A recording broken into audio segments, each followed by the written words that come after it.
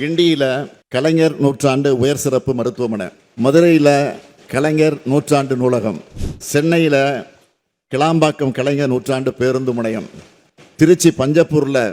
கலைஞர் ஒருங்கிணைந்த பேருந்து முனையம், முதல்வர் படைப்பகங்கள், 38 மாதிரி பள்ளிகள், 37 அரசு கலை மற்றும் அறிவியல் கல்லூரிகள், 10 லட்சம் மாணவர்களுக்கு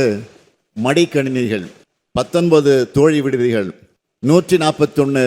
மினி ஸ்டேடியங்கள், பழங்குடியினர் வாழ்க்கை தரத்தை உயர்த்த 1000 கோடி ரூபாயில் தொல்குடி திட்டம், 1000 கோடி ரூபாயில் அயோத்திதாசர் பெயரிலான ஆதிதிராவிடர் குடியிருப்புகள் மேம்பாட்டு திட்டம், 6045 கோடி ரூபாயில் வட சென்னை வளர்ச்சி திட்டம், நெடுஞ்சாலைத்துறை மூலமாக 24,774 கிலோமீட்டர் நீள சாலைகள், 180 உயர்மட்ட பாலங்கள்,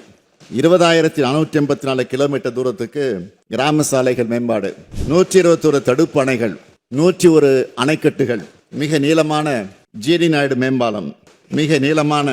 வீரமங்கை வேலுநாச்சியார் மேம்பாலம், 87 கூட்டு குடிநீர் திட்டங்கள். அதன் மூலமாக 3 கோடி மக்கள் பயன்பெறக்கூடிய 75 லட்சம் வீட்டு இணைப்புகள், விடுதலை போராட்ட வீரர்கள் உள்ளிட்ட முக்கிய தலைவர்களுக்கு 23 மணிமண்டபங்கள்,